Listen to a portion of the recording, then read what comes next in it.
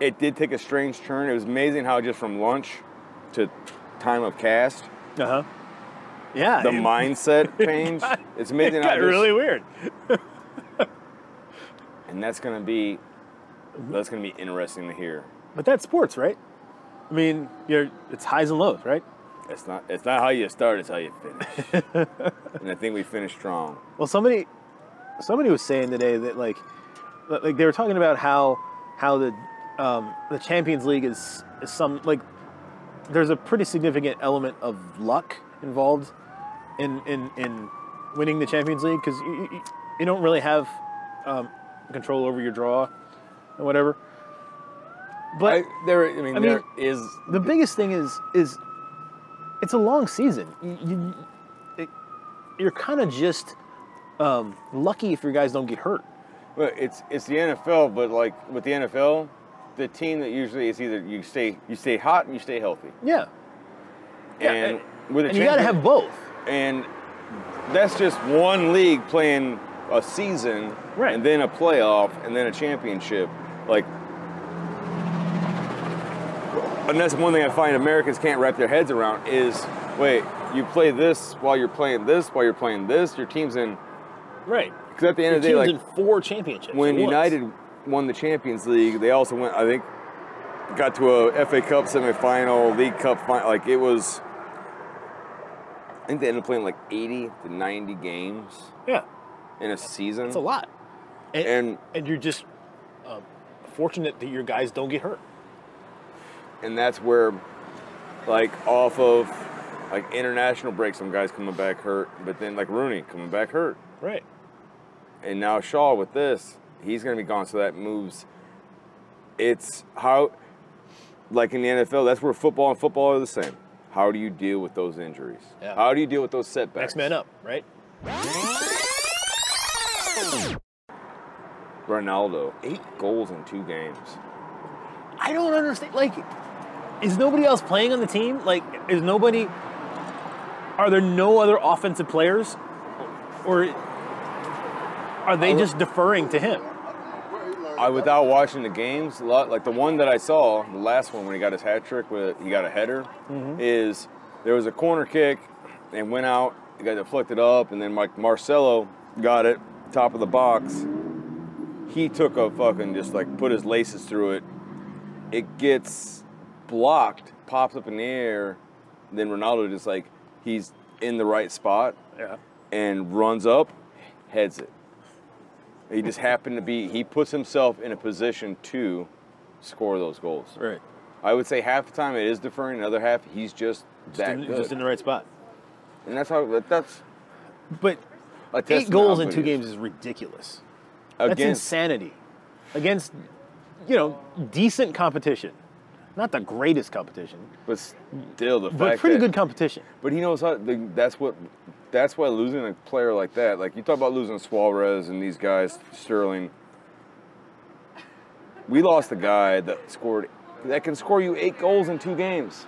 Well, that's what we lost when we lost Suarez. We lost 38 goals. 38 goals. How do you replace that? You can't replace that. There's no way. And then Sturridge goes down, we lose 20 more goals. Raheem Sterling gets traded, 17 more goals. And how do you make that up? You can't. Sturridge is the biggest heart, because he is the heart. Like, as much as Gerrard was a heart and soul, like, but Sturridge is the swagger of that team. He's got that. I agree. Because he came with a chip on his shoulder from Chelsea. Right. Because they didn't play him. And then when they did play him, they played him out wide instead of right down the middle where he prefers. Right. Brendan Rodgers gets him and then shows the whole world, like, this is where you play him. I got Suarez. I don't care. I'll put him on the right. I'll put you in the middle. And they score a combined 50-something goals that season. I remember that game against Arsenal at 57, 58 goals. The game against Arsenal at Anfield where, like, they were just... They killed them. Oh, my God. It was ugly. It was magic. It was like, oh, my... Wasn't it like 6-1 or something? Yeah, it was like in the first half. Yeah. It was crazy. It was like, I was like... there was this one pass that Coutinho put through to, like, I want to say to Sturridge that he put to Suarez. Like, Suarez Because one thing about Brendan Rodgers, I will say, he does, and I heard this on another podcast, and you really do think about it, he does improve players. Yeah. He, like, Suarez was a person that was getting traded off. There was always that potential of him, but no one could bring it to the top. Right. He gets to Liverpool, then all of a sudden he goes from like being playing at PS. I think he might have been at PSV. Like he was just going all these other like middling clubs, and all of a sudden Liverpool takes him. Brendan Rodgers turns him into a guy that you sell for millions of pounds, 80 million pounds, whatever it was, and goes to Barcelona. He takes Daniel Sturridge, a guy that couldn't even make the Chelsea team, and when he did, he was unhappy, into a world beater. Right. Sterling, in a couple of years, from an 18-year-old kid, nobody is getting sold to for a record fee to a fucking Manchester City. It's like he can develop. Coutinho was an afterthought at Inter. They thought they got rid of him on like, oh, we made a chunk of change off of him, like 10 million, 6 million, like it was something minuscule. Right. Now you look at him and we're like, oh, you ain't getting rid of him for like less than 30. Yeah. A leader, a true leader. It's amazing what a real leader can do for a team, for a country, for like a place of business. Like when you have a person that's an actual leader that makes people believe in what you're doing, it's amazing what the difference that makes. But I also think it's more than that. Like, because Bill Belichick had 3 jobs before New England. He wasn't any good, but he gets to New England, he gets Tom Brady, and all of a sudden, whoa, now he's something. Well, he had Drew Bledsoe. He had Drew Bledsoe, and he was okay. But they were doing it. But then Brady, something clicked with that injury. Because I remember that hit. Oh yeah. And that was a nasty fucking. And I still remember that first Super Bowl when Brady slapping Bledsoe on the back and he got his hat backwards. He's like just a kid. Fuck you. He's dude. You can see Bledsoe he's like, yep. I'm never playing here again. Yep. I remember that. Oh.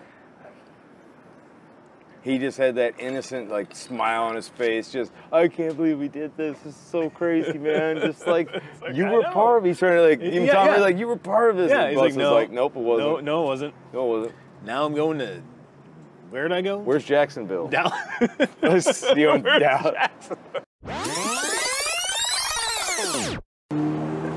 If there's a team getting ready to move to London, it's the Jaguars. It really. Because what do they make in London and England? Jaguars. I'm just saying, if there was ever a team fit, it'd be the most dangerous animal in England. Yes. Because what is it now? Foxes? Foxes are the soccer hooligans. Are the highest predators on the island? On the British Isles, right? They don't have bears, do they? No. Yeah. So it's foxes and geese. Or swans or something. Yeah, I mean, look at the American team names: Falcons, Lions, Bears. Look at the English team names: Foxes, Swans. What's Bournemouth? Cherries. Right. Up the cherries. That's real threatening. Cherries. Well, yeah. Liverpool had to invent a bird. Because there wasn't one scary enough. I think they don't really because I think mascots are a total American thing, and England kind of took them from there because we got Fred the Red, he's a cartoonish devil. And have you ever seen Arsenal? Really Fred the Red? Fred the Red. Is that really what it is? Fred the Red. He's a cartoonish baby cherub devil. That's weird. And then there's then you have you seen? But Arsenal's is the strangest. It's a dinosaur. It's a dinosaur. I shit you not. I'll find a picture of him. He's a brontosaurus or something. It makes no fucking sense. That's really Arsenalsaurus. I forget what they call it. Gunnosaurus. But he's got but he's also wearing a lanyard. It's strange. He's a green dinosaur. Wears a ball cap. He's a green. Is green even one of their colors? No. Why are they? He's a green dinosaur.